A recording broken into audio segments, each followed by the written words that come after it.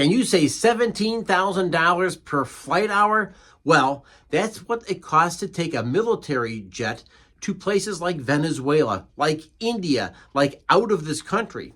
Now, the vast majority of us are all about pushing illegal immigrants back to where they've come from. They don't belong here. And of course, we're finding out now that it's costing a little bit more than we anticipated, like a lot more, like double the price that it would typically cost.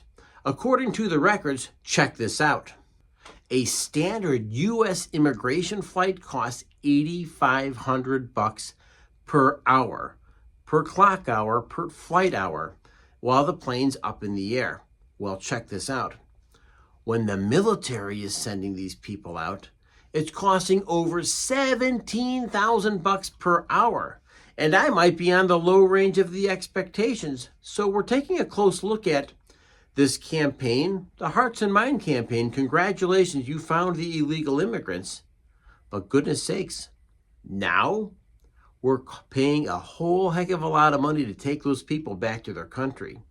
So part of me says that maybe the President of the United States is going to come up with a part 2 of this, which is not only are you going to take your illegal immigrants back, but you're going to pay the United States, or the United States is just going to have to find a better way to do these things, because we're talking about a lot of money and there's a lot of illegal immigrants that have come in. And to unwind this thing, that means a lot of illegal immigrants have to be flown somewhere else. Maybe a liner would be a faster way to do business. I don't have an answer, but we're going to continue to follow the story because there are some really, really interesting bylines here within the illegal immigration story.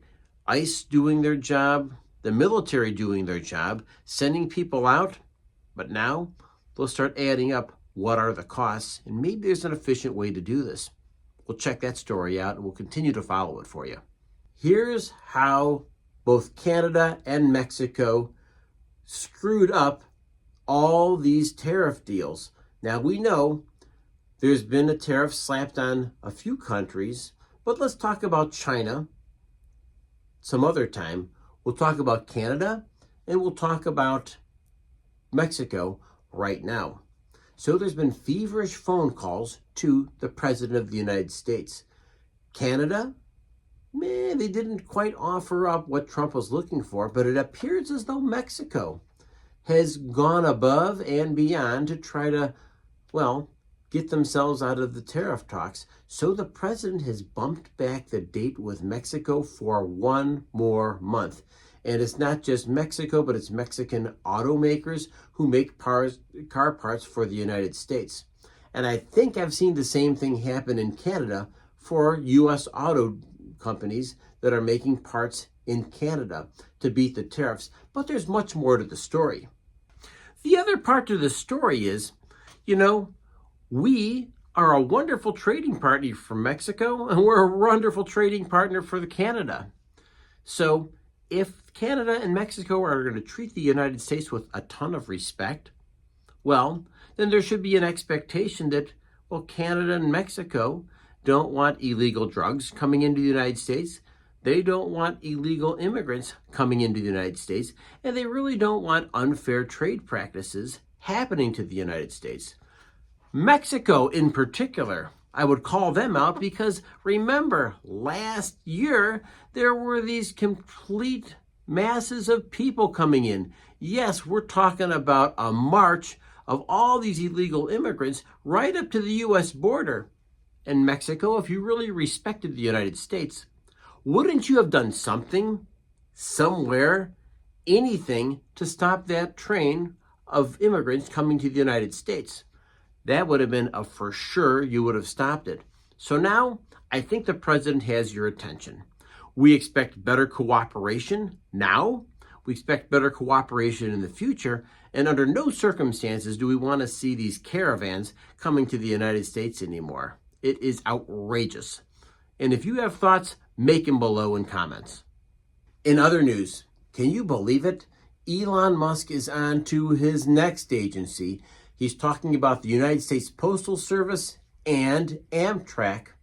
And you realize He's actually saying that these services could, maybe even should be both privatized. Now, of course, whenever we say the word privatized, we're really saying that this should be farmed out to a business. But oftentimes, businesses might get things a little bit confused, particularly when you're talking about government business. Would you privatize your police force? Would you privatize your fire department? Would you privatize ambulance services? Heck, would you privatize your schools? Well, that's something I can give you a little bit more information about, because when you privatize an education, I'm here to say that quite often you have a business that you're working with, and this business tends to get more and more amped up about getting a payday and much less amped up about taking care of their students. I've seen this happen before, and of course we need to be careful anytime we throw out the idea of privatization. On the surface, it sounds great. Below the surface, well, there's a lot of details to work out. What would the privatization of the United States Postal Service look like? I personally love our mail carrier. I've never had a bad mail carrier. As a matter of fact, I've found them to be friendly, courteous, professional, and integral parts of our community. That's what I've come to find from the United States Postal Service, and I'm not so sure that a private contractor would do a better job. Likewise, Amtrak. I never rode an Amtrak train before. Have you? Even if you have, the fact is, a lot of these things like Amtrak have been established like by government rules and regulations. That was actually part of the United States Strategic Defense Initiative. What are we trying to do? We're trying to keep the government having railway lines that will be used in a time of crisis. That's part of where Amtrak came from. All government supplemented. Maybe that's something that's become antiquated. Maybe there's so many train tracks right now that Amtrak really doesn't have a good basis for business anymore. Maybe it can't even stand up on its own 2 feet. I don't have an answer for you. If you do, leave a comment, because I'd love to read more about what you say about Amtrak. Regardless, when we say the word privatization, are you happy with it? Does it make you a little bit nervous? Are you happy with outsourcing things to a private company? Or are you much more comfortable working with government agencies that have proven themselves to be trustworthy and dependable over time? Leave those comments below. In other news, China is secretly worried Trump will win on trade. It's interesting that he's amping up all this trade war talk with the Chinese, and the Chinese seem a little bit nervous, or maybe it's just the Chinese posturing, because let's face it, if China was really serious about having good trade relationships with the United States, they would make some real positive steps forward. Instead, what I've known the Chinese to be is leaders in corporate espionage, leaders in copycatting American models, pirating American movies and music. We know they've been bad actors with their neighbors around them, including the Philippines and other smaller countries. And let's face it, North Korea is a terrible actor.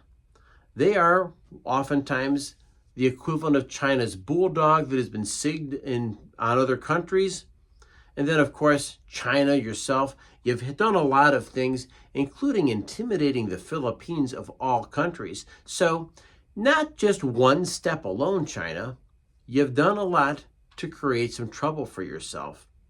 Now, I'm going to go ahead and talk about the Chinese stock market, because let's face it, trade and business really is the foundation of practically any of these other relationships that we have.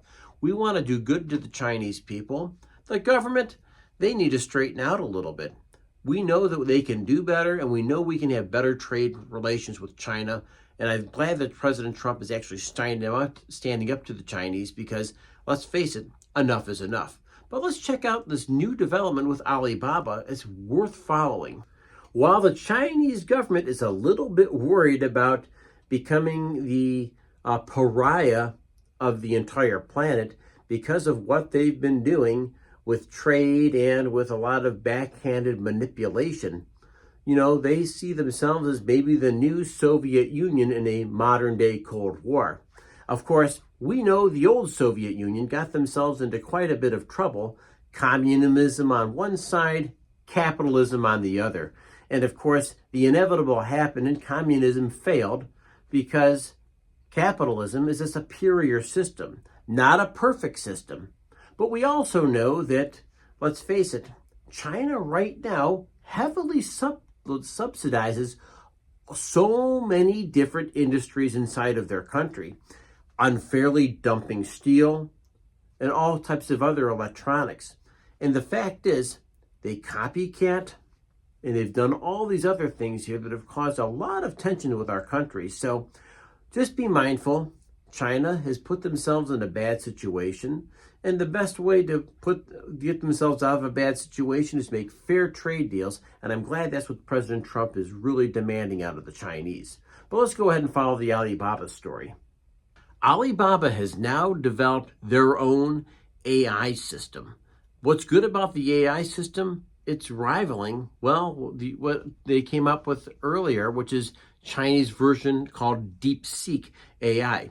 Think of ChatGPT, think of Google's Gemini, and we know we're talking about some very, very powerful systems for thinking. And these systems are really popular for a couple of reasons. First of all, they are made outside of the United States. Number two, they are made with less sophisticated microchips and processors. And finally, they are a different methodology of doing the same kind of work that maybe a ChatGPT could.